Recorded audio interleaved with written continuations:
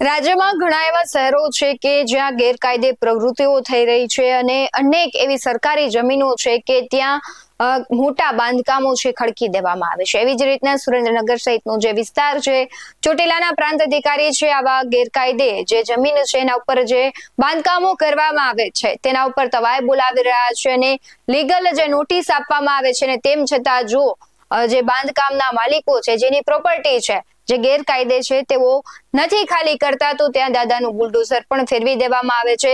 છેલ્લા ઘણા સમયથી આ કાર્યવાહી સખત થઈ રહી છે ને એક પછી એક જે નેશનલ હાઈવે પર જે હોટેલો આવેલી છે તેના પર તવાઈ બોલાવવામાં આવી રહી છે, ત્યાં બુલડોઝર છે ફેરવી દેવામાં આવી રહ્યું છે। નમસ્કાર, BS9 ટીવી ન્યૂઝમાં આપની સાથે હું ભગવતી વિશાવડિયા। આપણે છેલ્લા ઘણા સમયથી જોઈએ છે કે સુરેન્દ્રનગરમાં જે ગેરકાયદે ધંધાઓ ચાલી રહ્યા હતા તે ઠપ થઈ રહ્યા છે, કારણ કે એક એવા અધિકારી આવ્યા છે અને તે નક્કી કરે છે કે કોઈનું હું ચલાવી લઈશ ને, અને ખરેખર તેમની નિષ્ઠા અને પ્રામાણિકતા અને કહેવાય છે કે પોતાની જે આખી કાર્યશૈલી છે તેનાથી લઈને તે ચર્ચાઓમાં રહે છે। ખનીજ માફિયાઓ છે તેની રેકી કરે છે, ઘણી વખત તેના ઉપર હુમલા પણ કરવામાં આવે છે, પરંતુ તે કોઈથી ડરતા નથી અને પોતે નિષ્ઠાથી કામ કરી રહ્યા છે। ત્યારે નેશનલ હાઈવે પર જે હોટેલો આવી રહી છે ત્યાં જે ગેરકાયદે દબાણો કરવામાં આવી રહ્યા છે તે દૂર કરી રહ્યા છે। આ અંતર્ગત જ ચોટીલા નેશનલ હાઈવે પર 5 એકરમાં બનેલી જે ગેરકાયદેસર હોટેલ અમરદીપ નામની હતી તેના પર ડિમોલિશન કરવામાં આવ્યું હતું।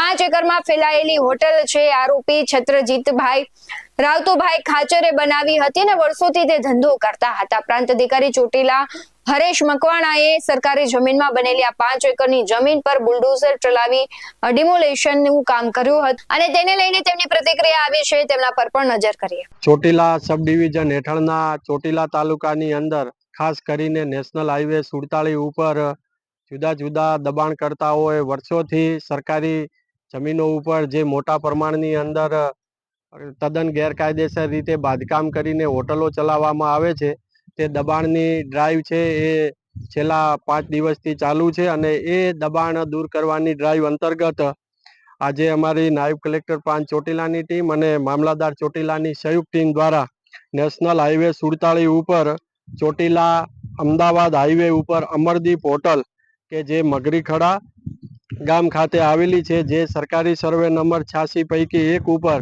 કે જે કુલ ક્ષેત્રફળ 10 એકર છે, જેમાં 5 એકર ઉપર મોટા પ્રમાણની અંદર આ અમરદીપ હોટલ દ્વારા બાંધકામ કરવામાં આવેલું હતું અને સાથે સાથે એક પંચરની દુકાન, ટોયલેટ, બાથરૂમ બ્લોક, પાણીનો ટાંકો અને અન્ય ઓરડી એમ કરીને 5 એકર જમીનની અંદર આ પાકું બાંધકામ કરી અને દબાણ કરતા છત્રજીતભાઈ રાવતુભાઈ ખાચર દ્વારા આ જમીનનો ઉપયોગ છેલ્લા 10 વર્ષથી હોટલનું બાંધકામ કરીને કરવામાં આવતો હતો અને જેની કિંમત થાય છે 16,37,61,000 રૂપિયા।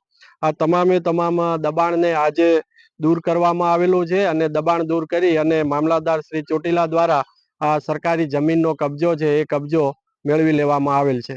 ખાસ આવા અધિકારીની રાજ્યના દરેક ખૂણે જરૂર છે, કારણ કે અધિકારીઓ છે તે જો એક વખત લાલ આંખ કરશે તો માફિયાઓ છે, ગેરકાયદે પ્રવૃત્તિ કરતા આવા ઈસમો છે તેને રોકી શકીશું। કારણ કે તમે જુઓ કે સુરેન્દ્રનગરની કેવી છાપ હતી કે ત્યાં ખૂબ મોટા પાયે ખનીજ ચોરી થતી હતી, પરંતુ જ્યારથી આ પ્રાંત અધિકારી કારભાર સંભાળે છે ત્યારથી ખનીજ માફિયાઓમાં ફફડાટ ફેલાયો છે ને તેના કાળા કારોબાર છે હવે ઠપ થઈ ગયા છે। આ અધિકારીને લઈને શું કહેવું છે, જે કામગીરી કરી રહ્યા છે તેને લઈને તમારું શું માનવું છે, કમેન્ટ બોક્સમાં જરૂરથી જણાવજો।